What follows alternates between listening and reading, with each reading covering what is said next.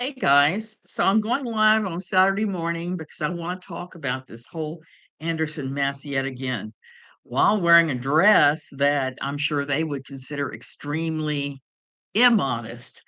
But due to the fact that it goes all the way to the floor, I could consider this very modest. I'm on a journey of looking at everything in my closet and trying to decide where that goes and what that goes about. Um, If you know who I am, great. I like that idea. If you don't know who I am, let me explain it to you. I'm Suzanne Tidkemeyer. I used to write for over years for a place called Pathos, a column called No Longer Quivering, where I looked at these kinds of quiverful, non-denominational, high demand CULTs. Now, I hate having to use euphemisms and spell crap out. Hey, Celine, but this is YouTube, and YouTube can't handle anything that's mature, so you have to kind of slide around or their little rules. And the stuff I'm talking about with the Andersons, it's wicked stuff. Let me first say these are just my opinions. And don't be rude to anybody here, please. Michelle, I think I am correct. Last night I was writing a piece where I compared Stephen Anderson, the pastor of Faithful Word Baptist, the head of the new IFB, to the man in the Wizard of Oz behind the curtain, pushing all the levers and switches. The great and powerful Oz. It turned out to be a little tiny, wimpy little guy hiding behind a curtain. And that's where we are today. I believe that this is the nature of Steven Anderson is the same thing as that guy. The reason I started thinking about this is it took me 2 days to listen to the Miriam Anderson revelations about her family, okay? Why 2 days? Well, it was a couple of things. There was something about her interview that just hit very differently than her brother's, and why would I say that? Well, first of all, she's not even legal age, she's 17, which is close, but still no cigar. Second, this is a girl in Quiverful talking about what the things she's been through, which are very different, and also at the same time, the same thing that her brothers have been through. One of the things that is the most wicked about Quiverful, I think, is how they treat girls. Girls are raised very differently than boys. Miriam talked a little bit about that, but one of the things that happens as the mother has more and more children and is on that brick path towards breakdown, and I'm going to call it what it is because eventually, I know very few quiverful mothers have not had at least one breakdown, be it mental or physical, in their lives. Many have, where they end up just broken and have to just step away. Or maybe it's a slow slide into that. At first, they're all on board. Let's have as many children as we can. But after a while, it's like the never ending chore. You get up in the morning at 5 and you go, go, go, taking care of things till 11 or 12 at night. Can't run very long in 4 and 5 hours of sleep a night. It just happens and it breaks your body down and your mind. So many times in my old church, I saw this happening and it was wicked. Since I had nothing but problems with that part of my body, I was lucky to have the 3 kids that I had. So I was never gonna be able to have a dozen or more. It was never going to happen. And I really grieved over that in those years, but now I'm actually very glad that that was the limit because I know what I can tolerate and what I can't. Bonjour. I should say not bonjour, I should say Prost, something more appropriate and in line with that. So, Miriam talked about a life where she was parentified, and so many times that happens in Quiverful where the girls They don't have a life. They don't get to have a, um, childhood because they're always raising their younger siblings and doing all the chores. I felt she was very articulate in her statement. Michelle, so did I. I felt she was very articulate and believable. I don't know why, but I was floored to see what Zsuzsanna had to say about interracial dating. I'm not. I lived in Germany for a while. I'm not entirely. And you have to also consider Zsuzsanna is from an Eastern culture, not Eastern Germany, because when I lived in Germany, it was still East Germany, West Germany, and a whole lot of communist countries. She was raised in one of those communist countries. I don't remember right now exactly which one, but she was. And she spent time in Europe after the wall came down. And that's kind of funny because the wall only came down because the pressure of the West on the Russians that led to Glasnost, which led to the wall coming down, the whole 9 yards. I've noticed even in non-religious families, it's only an issue if the girl does it and she's white.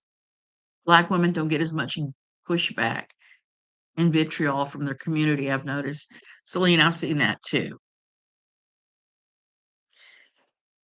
And I've also seen lily white churches. My old quiverful church was lily white. Once a year, we would have a picnic with the African American church that had bought our old building.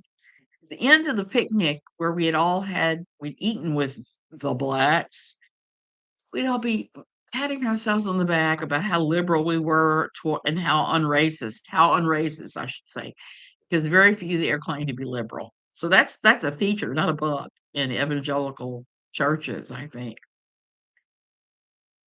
Also, you have to consider quiverful.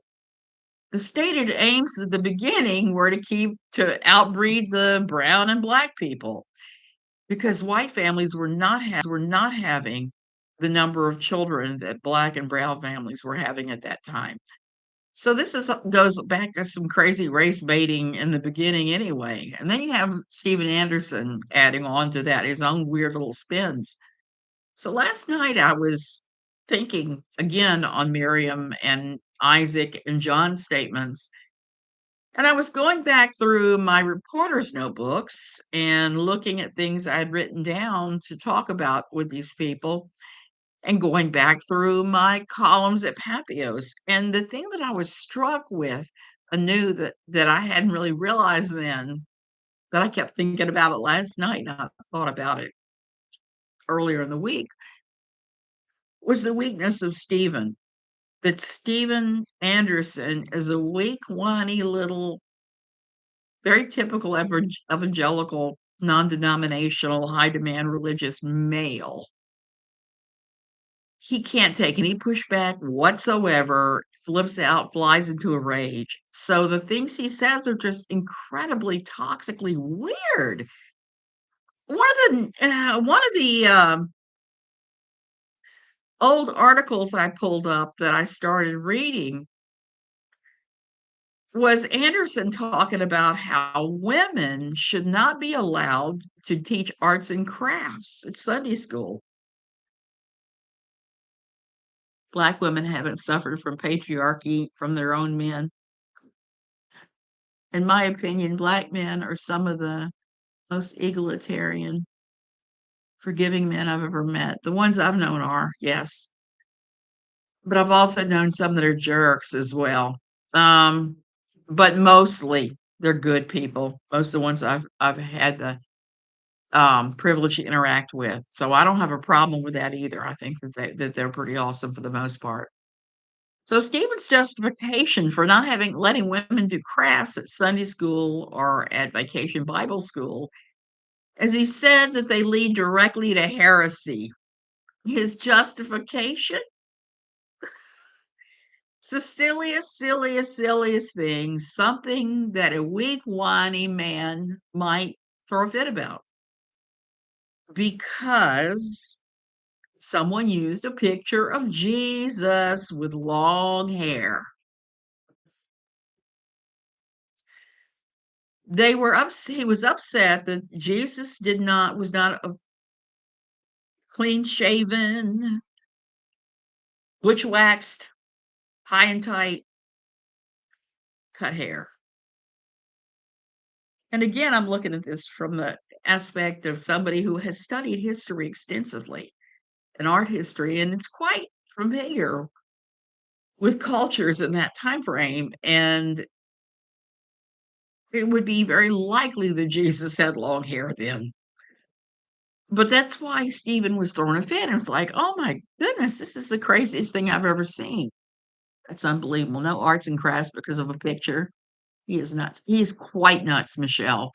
No issue with interracial dating, but to act like white and can do no wrong is very weird. It is weird, and it's a feature, not a bug in these groups. Men can do no wrong there. We've talked about the whole umbrella thing of Bill Gothard of God, men, women, and children. No. And hey, Grace, how are you? So that's one of the things about Stephen. He goes in these crazy rants, and you look at the what triggered him on his crazy rants. You're like, that's not even a thing. Why is he losing his mind over this thing? So, as far as I'm concerned, he is very much like the Wizard of Oz, the great and powerful Oz, not so powerful behind the scenes. So, I had to start asking myself, Pilate did always picture with short hair. Pilate was, and he was Roman. It's a bit different. Jewish culture at the time was a bit different than Roman culture. Oh, hey, yeah. I haven't been on much. I pretty much had burned out on YouTube, and then this whole thing happened. And I'm back talking about my passion, which is these crazy people that hijack the gospel and make it say things it doesn't say. You really trip for his daughter's YouTube. He already has. I wanted to talk about that a little bit. Paul, historical precedent. There are things that have come through from that time frame in the art history world. That is absolutely true, and we have every reason to believe that long hair existed on anything but Romans in that time frame. Have every reason to believe that long hair existed on anything but Romans in that time frame. So the thing about Anderson is he has been reacting to his kids, and he's been posting up some of his people's um, ideas about this. Like one of his guys named Raymond posted all the signs and symptoms of abuse and neglect and tried to say that the kids showed none of that. I think they probably did. I'm seeing some things on there that I feel very likely from everything I saw that the kids did experience this. And another guy, Alexander, did a breakdown of the whole thing and was saying, if you're part of this group attacking Pastor Anderson, unfriend me. Or please listen to what I have to say first, unless you don't care about the truth versus fiction. We care a great deal about the truth, a great deal. Um,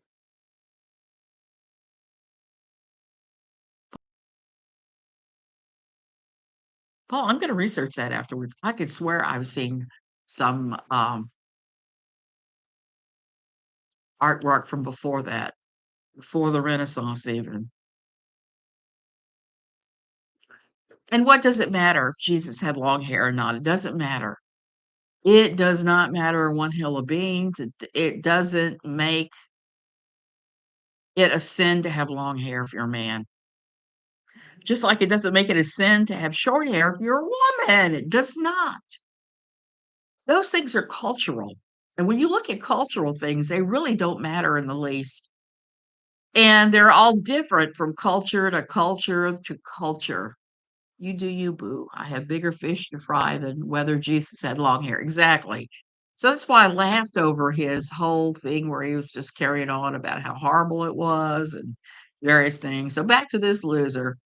And I shouldn't even say loser, but I'm mad at these people. They are so ridiculous. Said the adult children of Pastor Anderson who are rebelling against him are complete liars. No proof of that. I believe them. Their stories make sense when you start looking at the actual writings of Sue um and Stephen. Their own words. Their own words. Their own words.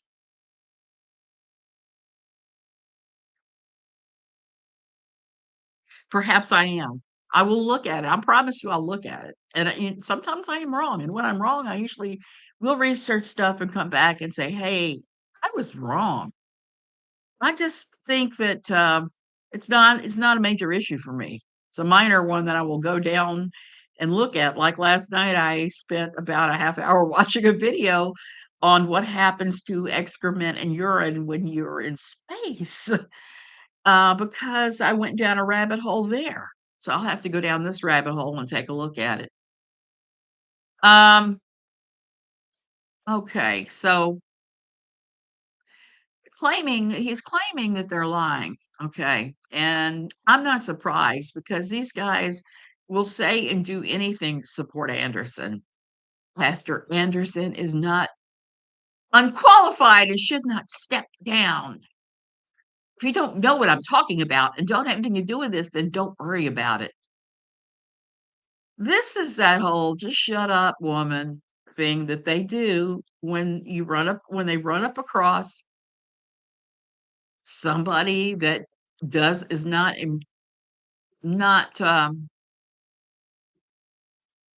supporting what it is they say. They tell you not to say anything, say nothing, say nothing, say nothing. So this is shut up about this, and we're not going to shut up about it because ABUSE is such an important thing, especially in a lot of these religious groups, because that's what they thrive on.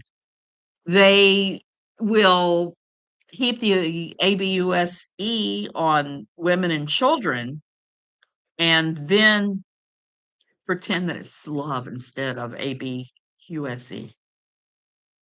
We've all seen this. And plus, we have Anderson's own words. I think that absolutely does disqualify him, okay, from holding the pulpit. But I never felt like he should have held the pulpit in the first place. He's not very educated. He could not function in his religion of choice. So he started his own religion like a good little CULT leader, like a true narcissist that cannot take any kind of pushback.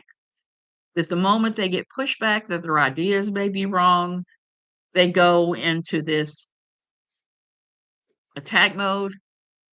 A lot of times we have people that are narcissistic. They're just like this Wizard of Oz, the great and powerful Oz, and they're actually feel like the little tiny man behind the scenes.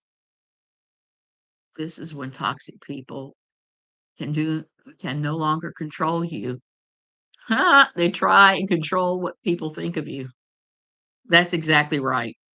And for them to go to the lengths they are, it just tells me there's a lot of validity to this, considering both of them have said things that line up with the facts that Isaac, John, and Miriam are telling.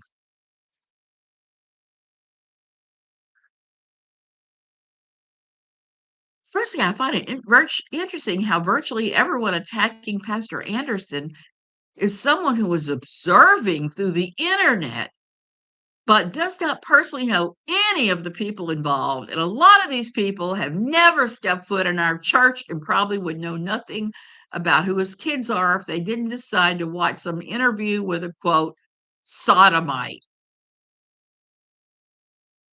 Can't tell you how offensive I find that. Dead Domain, they are one of the really just top people I've seen and how they interview people. I've been really impressed by how They have interviewed the Anderson children. They've shown restraint class, asked the right questions, been non-judgmental. Why is it that the quote sodomites are the ones that are loving and accepting and more like Jesus than these folks that claim to follow Jesus and clearly don't follow Jesus? Okay. Um, so they're going and calling filthy names because that's really what they're actually doing all the time.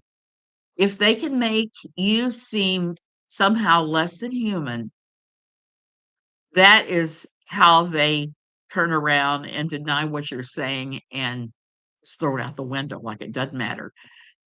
This is a technique we've seen, a gaslighting technique again and again and again, connected with religion, connected with these groups, connected with all sorts of toxic people. And it's usually pretty effective, except if you understand what they're doing and why they're doing it.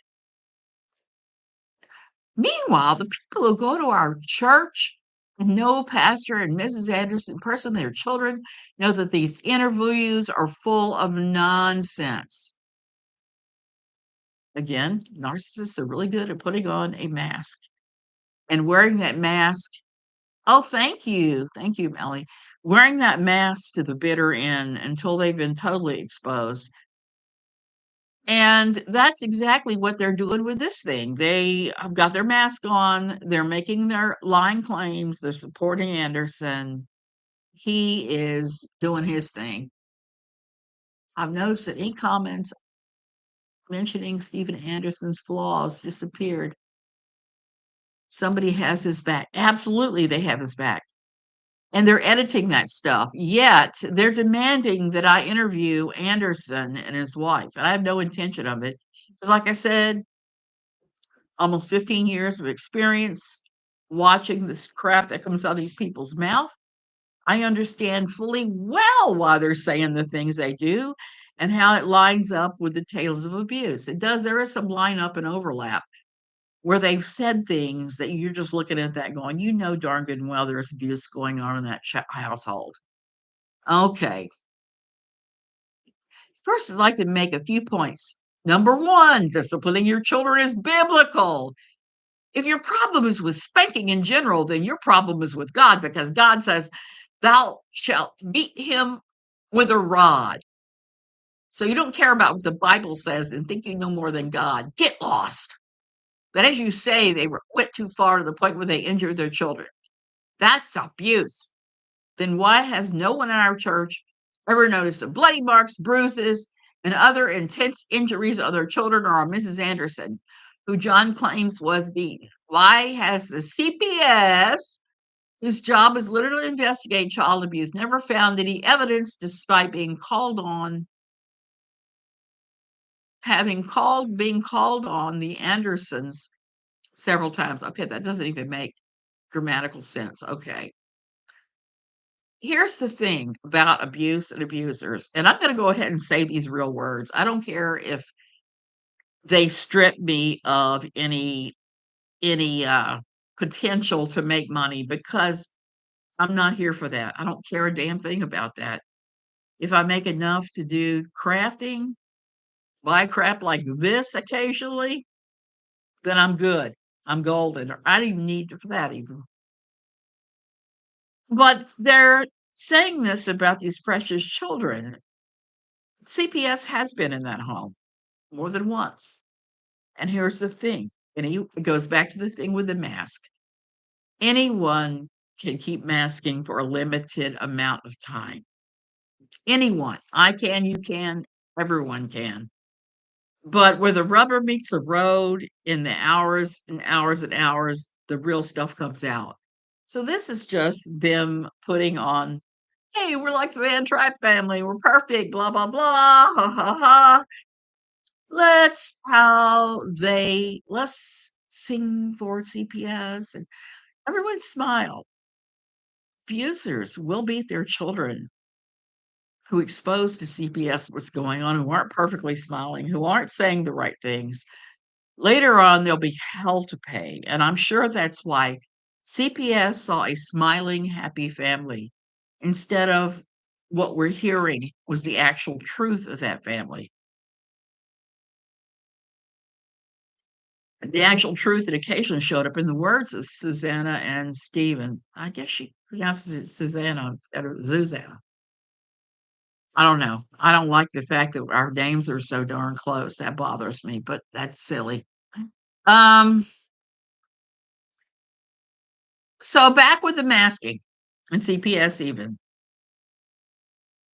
People who've been beaten tend to wear long sleeves, okay, and hide. I've seen this so many times in my old Quiverful church. I've seen this out in the world. I've seen this through some of the cases that I worked on. Abusers will demand that the abused hide the marks. And let's be real here. If John, say, for example, were walking around with stripes that were bleeding on his back and a long sleeve shirt over a t-shirt, do you think anybody in church would have noticed? No. I think that Stephen is probably clever enough that if he's doing this stuff that his kids allege, and I think he probably is, it's my considered opinion he is, that he and Susanna insisted that the kids wear long sleeves to cover this stuff up, cover the marks. I mean, it's so common. They don't need facts. They got the Holy Bible, the ghost to guide them to whatever is the most convenient opinion for them.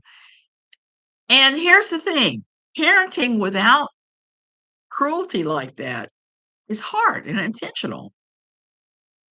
There are times when it's going to be your first impulse to want to reach over and slap somebody. I know for me, it was one of my first impulses, and I knew better.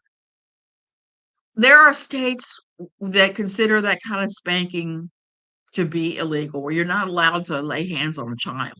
You're not allowed to do that. My husband said they call it modesty. They call it modesty. They indeed do, and the girls don't wear short sleeves, the boys don't wear short sleeves, so you don't see the marks that look like handprints on somebody's arm. You don't see the bruises. I bruise horribly. I have a bleeding disorder, a mild one. I can hardly think what my childhood would have been like if I'd have been beaten. My father only tried it exactly once. He had to beat me till I was bloody. Since most new IFB women don't wear makeup, their husbands have to avoid bruising their faces. Debbie, exactly. That is one of the things that they have to avoid.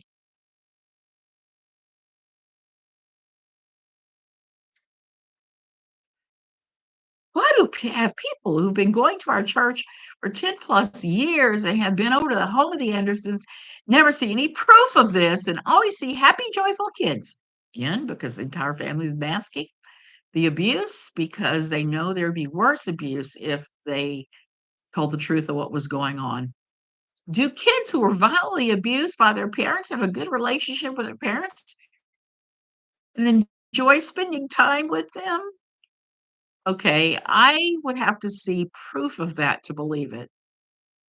Again, people who go to our church and participate, for example, in Wednesday evening soul winning, in other words, door to door pestering folks, which Pastor Anderson goes to and frequently takes his kids, especially for many years, Miriam, have seen no resentment, hatred, fear, or avoidance to their father. Again, the masking, because they know that if they expose what's really going on there, they're going to get worse eating from the mouths of babes. What about that? The adult children don't have great relationships with the parents. The relationships are conditional. Exactly. They're conditional, very conditional. So all of this is just nonsense BS. Then he talks about all the kids attending the church until recently, even Isaac, even John, even Miriam. Again, this is something that even as an adult, Anderson and his wife play a great deal of influence on. And I would not hesitate to believe that he does that type of discipline still to this day, even on the adult children, okay? And then he talked about John becoming a rebellious punk, drinking, getting tattoos, growing his hair long, and said then all of a sudden he's lashing out at his parents. Oh, but you wise internet observer, think you know everything. I don't know everything. I would say, venture to say, I don't know anything about a lot of stuff. But anything to do with these kind of social work issues, I know a lot about. Religion that is abusive, I know a lot about. This is my jam, unfortunately. This is something that I know a lot about. So blow it out your tuba, dude. And the tattoos, the growing the hair long, the drinking, and those are personal choices. And there are a lot of Christians that do those things. It doesn't matter. So he keeps saying to take a look at Mrs. Anderson's blog. Are they all yours? Where you can see, for example, John taking a nice picture with his mother after buying her flowers for Mother's Day. Again, that is performative. That is something that he knew that he had to do, or there would be consequences. Okay. There are consequences. Ah, There, he claims that Anderson is not beating the wife.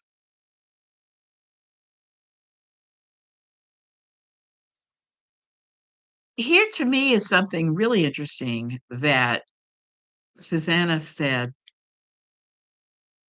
in a private group that this dude is just exposing all over the place.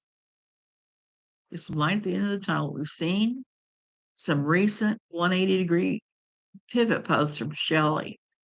Shelley is only doing that because he is getting pushback. He is getting enormous, enormous hatred. He can't handle it.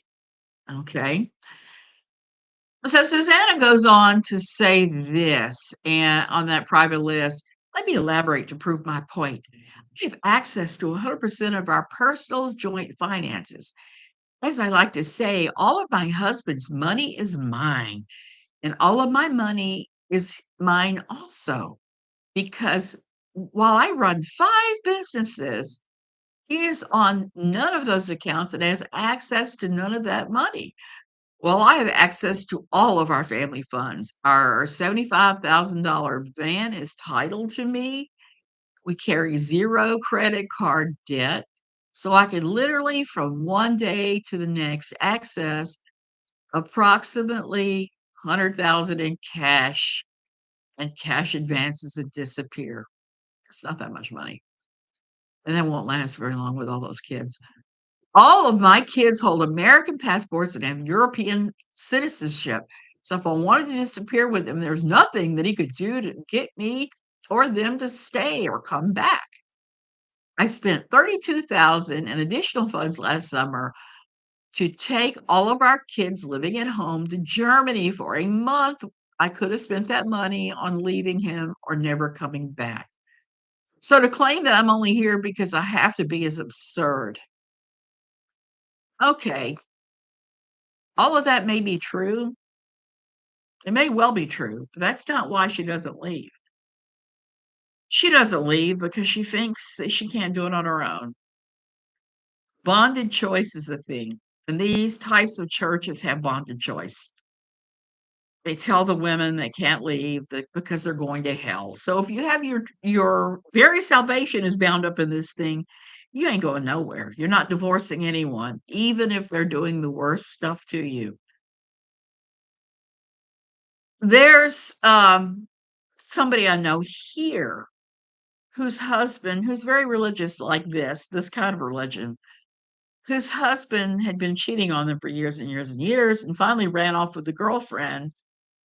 The divorce is long since signed and final, and they're thinking he's going to come back any day now because she keeps praying and hoping and believing that God is going to bring this guy back. Girlfriend, that's never happening. He has moved on. Breathe in, breathe out, move on, you know? and she refuses to think that he won't come back.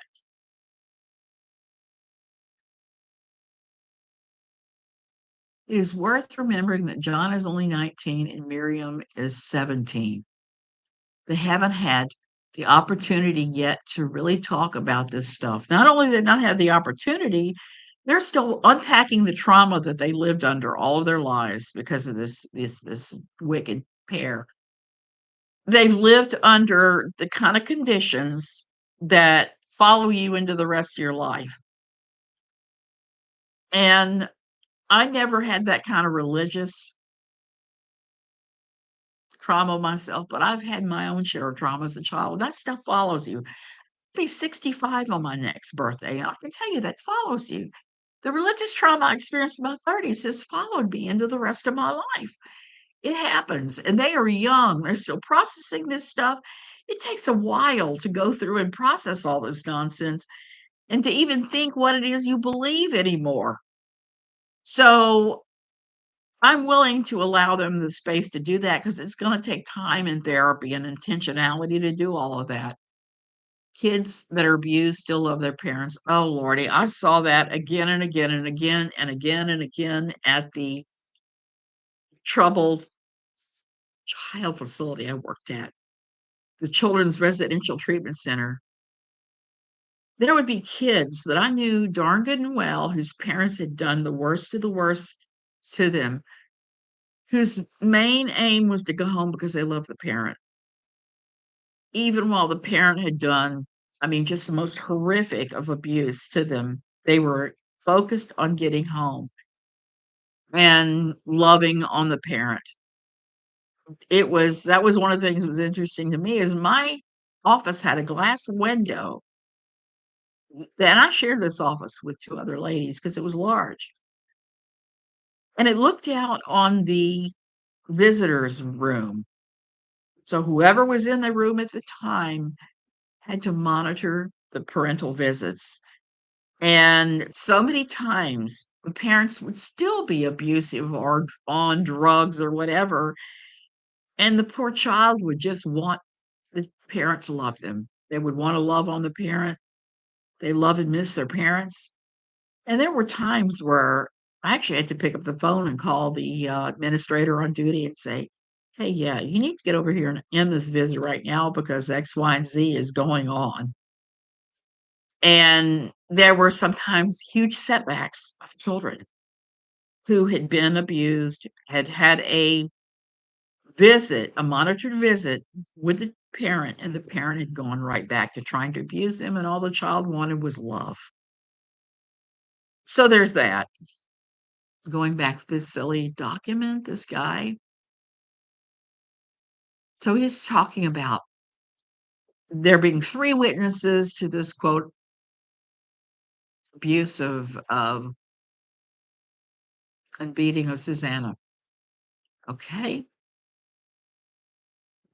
And how it's 3 episodes of liars, he think, and he talks about false witnesses need to be put to death in all the places that they were in the Bible. And it's just awful that the threats that are just completely embedded in this crap over and over and over again. Here's the part that just makes me wanna vomit. And don't give me this crap about they only went to the sodomite because they didn't have another platform to speak their mind. There are plenty of ways that other ways that have gotten got their views out to the world without interviewing a sodomite. Here's the thing, okay? That kind of high level brainwashing that they experienced as children, that takes some time. And sometimes you need other people to hear your story before you can tell it to anybody else. God bless Dead Domain that he was open to that. He did those kids an enormous service. That's one of the things that I stopped doing after I stopped writing for No Longer Quivering was I stopped talking to survivors because And I don't know if Dead Domain has discovered this yet, but when you talk to survivors off and on for a long, long, long, long time, the stories start to wear on you. There's a reason why there's social worker burnout, why there's psychologists and psychiatrist burnouts even. And you have to switch what you're doing, switch it up because burnout is a real thing when you're hearing traumatic stories day in, day out. They wouldn't know what questions to answer. They wouldn't have the support of the interviewer. They wouldn't have the audience at all. Making their own YouTube channel might be speaking into a void. Little E, yeah, particularly if they wouldn't know how to do the keyword saying, "This is about so and so." These are kids that were homeschooled, maybe not even realizing that anybody would believe their story. That keeps a lot of kids silent, thinking that they'll be branded a liar. Anderson supporters are certainly trying to do that right now. These kids don't have the biggest, base of knowledge about the world. And that that could easily have shut them down. Do you not see that Satan is trying to attack the most important ministry in the USA, possibly the world? God help you if you can't see that. Oh my God. That is one of the most crazy things I've heard in a long time. Supporting a raving narcissist. Lily, I'm not sure because, like I said, I haven't been writing about them. I haven't been covering this. This is not something that I've been doing like I used to. So I've kind of lost track. I may have to ask a couple people I know who are still there that I talk to occasionally. And, Anderson would flip out if he thought that was the truth. But there are people who are there that will talk to outsiders. And sometimes they actually agree with us and they're still there. It just blows my mind. Seems like a big claim that they're the most important ministry in the US. It is. It's a big claim. I don't think that going door to door and pestering people around the world to believe in Jesus is at all a ministry. I think it is an ego boost. And it gives them an opportunity to martyr bait if they're rejected. So either reaction is good to them.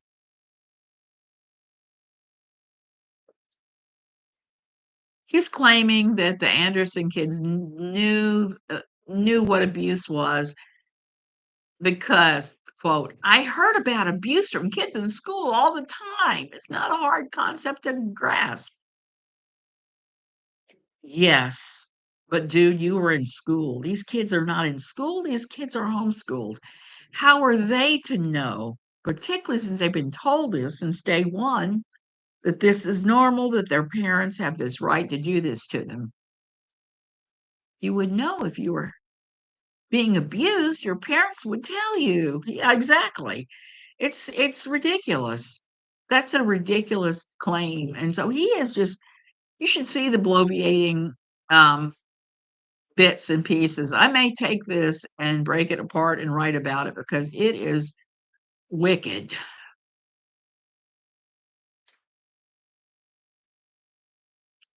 And, talking about the chaperone of one of Miriam's boyfriends and Miriam going to, um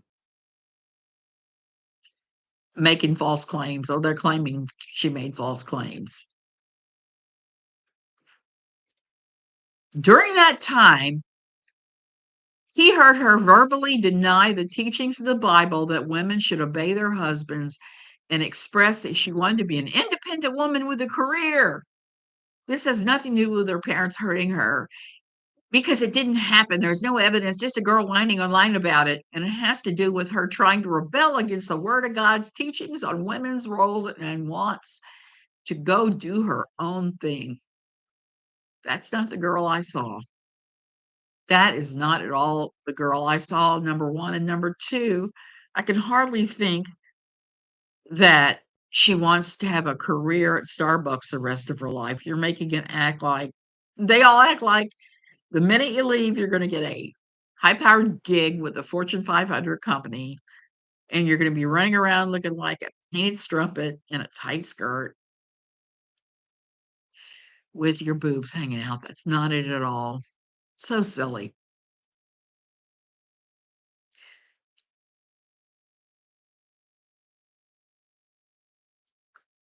Bro Nick pointed this out about this style of speaking, Miriam did. She's not drawing from memory, but rather imagination to fill in certain components of the story.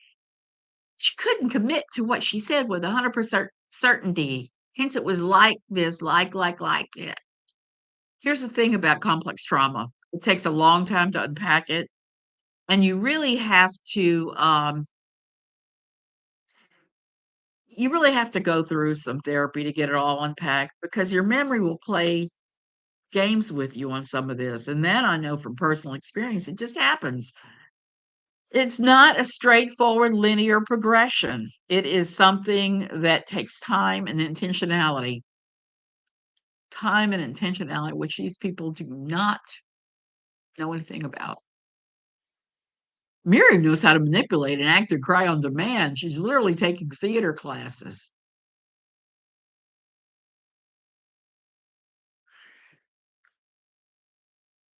And so they're also saying because she wasn't falling to pieces at Starbucks, that she was not being genuine with any of this. She'd have been falling apart at Starbucks.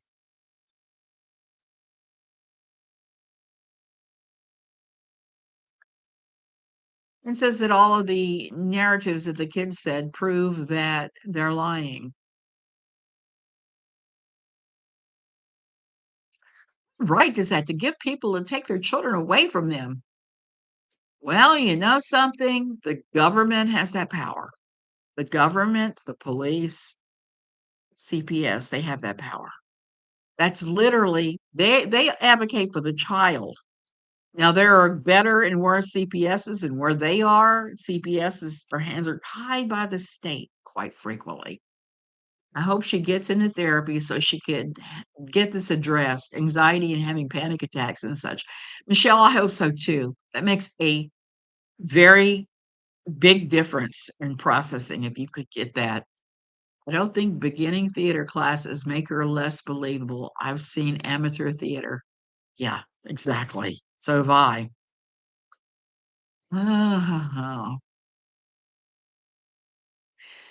So then I know he's got to be coming after me here because I said the only place I can think of where it says an eye for an eye and a tooth for a tooth uh, is in one part of the Bible. There's been no teeth, eyes, hands, feet, anything else laws. No. Well, I never said that Stephen took eyes or teeth at all. I just showed where he had actually said that that is how you know what biblical discipline is. He said it in his own statement, dumbass. Um, and what biblical justification do you have for condoning a 17-year-old married girl to live away from her parents? But she's not safe. Then why didn't she run away when she went to visit her aunt and uncle earlier in the year? Again, there are circumstances where children should absolutely not be in a parent's custody. And everything that Miriam is stating makes me believe that she does not belong in the custody of her parents. They're not safe people. Back to this silly thing.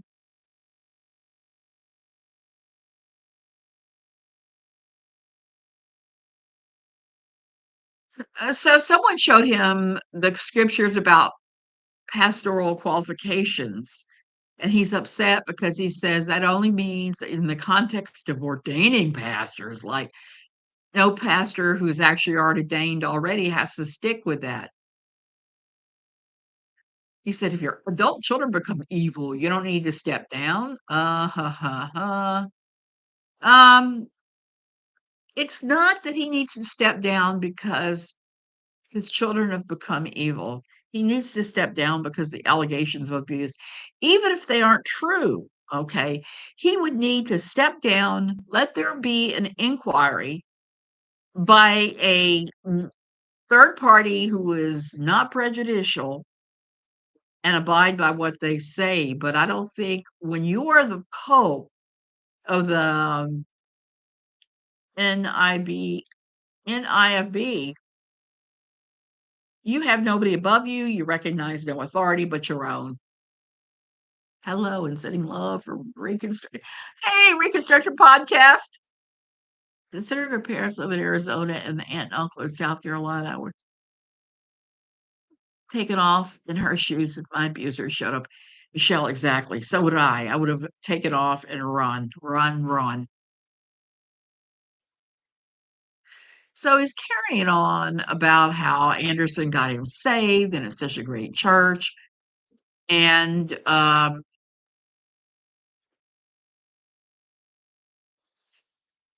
how if you are on the same side as a sodomite and a bunch of little Absaloms, you deserve whatever happens to you. This our church and Simon's Children is exactly what you're doing.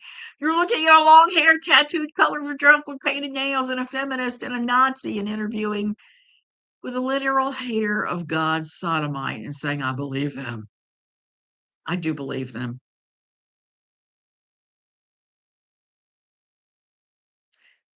And he's pushing back on some things that people have said. Apparently, they're getting enormous amount of pushback within their own group. And I can't help but think that this is the beginning of the end for these people, and it's probably a good thing. It's the beginning of the end if everything those kids are saying is going on, and I believe it is, no matter what this guy is saying. So that was the end of it. He got on his high horse. I'm gonna have to just go ahead and take that apart and debunk everything. But here's the thing that really made me just wanna visit physical violence myself on Anderson. He put up a video with the label, "My wife called and said you need to handle these kids when you get home." It's a video of a guy running into a ring to do WWE type things. He's beating people in the head with a folded metal chair. So here he is doubling down on the abuse with more abuse, threatening abuse of these kids. The only guy defending them is Shelley. Yeah, he is. He is still defending them, even though he's backing off from it a little bit, which is a forward motions, baby steps, baby steps. Then he's got another member of his group that's defending him, but they did a video. I haven't watched it. I haven't had time. Stephen Anderson. Fact, no one who is on the side of truth would be teamed up with a literal transvestite Satan worshiper. I believe God allowed it to go down that way so people would know who is in the right here. My wife and I are telling the truth and they are lying. If you can't figure out which side is which, that is your problem. Oh, and this guy posted, step down immediately, Stephen Anderson. Donnie Romero is more of a man than you. Why on earth did Anderson allow that to stay up? I would love to know. That's pretty crazy. I don't disagree with it, but there it is. Here's another Anderson made meme. Forrest Gump sitting on the park bench, it says, and just like that, everyone started sharing the videos of a transvestite Satan worshiper. Cannot believe the incredible disrespect they're showing to the kind and generous dead domain. I mean, that blows my mind. Jonathan Shelley is harsh and callous too. Debbie, I found some notes I'd taken when they had put Shelley in power because that had gone down at Faithful Steadfast Baptist Church. There was a whole crazy thing that went down, and they put Shelley in power, and he's still there, sadly enough, and Adam Fannin is out doing his own thing.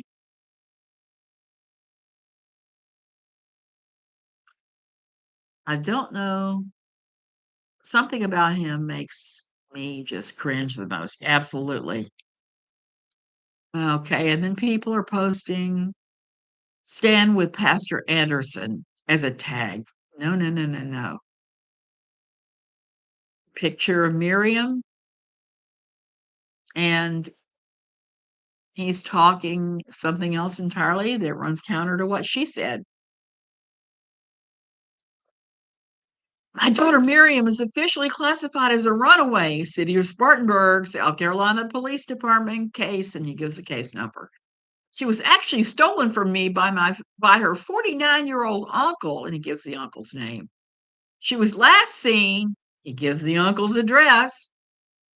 "That is where believe she's still being held against our will. She's a minor and not old enough to consent. If you know where she is, contact law enforcement immediately. Contact the wicked adults in that house that are participating and demand they return our daughter." So names all of them and there puts their phone numbers up.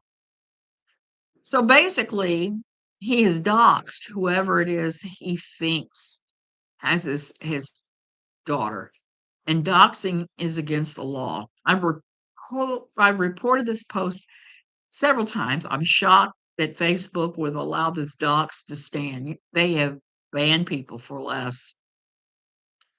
A bunch of other people supporting Anderson, and now we're all the way back to last week's sermon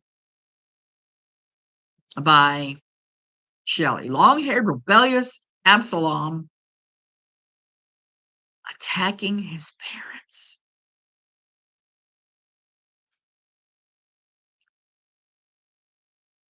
Against our will, can't consent to leaving the home. But they'd probably say she could consent to get married. They would let her get married in a heartbeat if she'd have come to them at 14, 15 years old and said, "I'm in love. Jesus wants me to marry what's his face." They would have done that. And they still want to do that. They still want to marry her off to someone because this is the only thing that they think is a role for women in their lives is to get married. Let me tell you something. I'm married. I'm happily married almost 40 years now. And it's not the be all and end all of life. It is not. As much as I love my husband, as much as I love our life together and the adventures we've had, if he were to pass on, I would definitely not remarry, and only because I can imagine sharing my life with someone else. And he was my life's plan, not somebody else. So getting married, it's kind of like getting married and having your marriage last is like winning the lottery. It doesn't happen very often, but it can happen. I am not in favor of teenagers getting married at all. I've seen firsthand the devastation that wreaks. A lot of these churches, they believe that they have the most money and relatively less stress. Sometimes. All I can say is could have asked me that back when we had 2 kids in college at the same time, and I probably would have said, "Are you crazy?" Because we definitely did not have less stress and the most money then. Marriage is for grown men and women. Exactly, and how can you be grown without knowing who you are and what you like in life? That's what scares me about marriage for people that are too young to know what it is that they want in life. I mean, I was very upfront with my husband and said, "Okay, this, and this are deal breakers. Um, this, and this are important to me," and just going over those things well before I ever married him. And, um, I said responding to Celine, "That's okay, because I'm kind of all over the place here today, and I just cannot get over this. This has been so triggering to see these kids' stories." particularly Miriam's. I had to watch it, like I said, over one evening and one morning because I kept crying, and it hit a little bit different because I knew for a fact what her life would be like in that group, and then it would be her limitations, be the fake mother 2.0, the parentification of the children of the daughters, all of that. She survived all of that and got out. And I hope Miriam gets married later in life. I think she probably would. I don't get the impression that she was a boy crazy girl trying to get married. Yeah, Miriam also seems more emotionally expressive in a way that made me cry a lot as well. Yeah, because her story is compelling and the way she told it was compelling. And people don't all fully mature at practically the same age, but I don't think teenagers are ready for marriage. No, they're not. Your brain doesn't even stop developing until you're in your mid-20s, so I'm not much of a fan of anybody getting married before their brain is matured, because that won't benefit you. My sister-in-law and I were both crying. It was hard to listen to. It was incredibly hard to listen to. It just was. I had to crochet to keep my hands and brain occupied so that I wasn't crying the entire time. As much as these people don't believe in divorce, people who are older and get married are the least likely to divorce. Celine, that's the thing. You know who you are, you know what you want, you know what you'll accept and what you won't. And that's not a bad thing. That's not a bad thing to bring into marriage. Marriage and immediately having children. I got married at 30 and I had my first child at 32. Can't imagine doing this younger. I wasn't ready. Did you see where Stephen was blaming his brother? Was on a phone call, if already discussed. I did. I saw that. I saw where he doxed his brother. He posted the brother's address. He posted the phone numbers. What kind of a person does that? And I don't know how Facebook is allowing that to stay up because I know I'm probably not the only person who's reported that as a dox because it's definitely a dox. And why would we be surprised that he's doxing people? Because he's got all the cult leader tricks up his sleeve.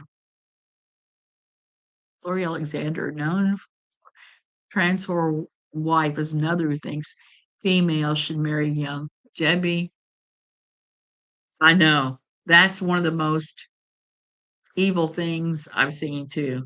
Lori Alexander is another one that I think that there's some kind of mental illness playing a role there. And the other day, her brother, not brother, what did I say? Her husband, maybe he's like a brother to her, was saying that we were focusing too much on the 5 minutes in lube thing and they had this wonderful sex life. And I was like, well, if your wife is constantly talking about what a chore it is, and the only way she can get through is 5 minutes lube and laying back and thinking of God or England or whatever else, you're not doing it right. That's all I can say.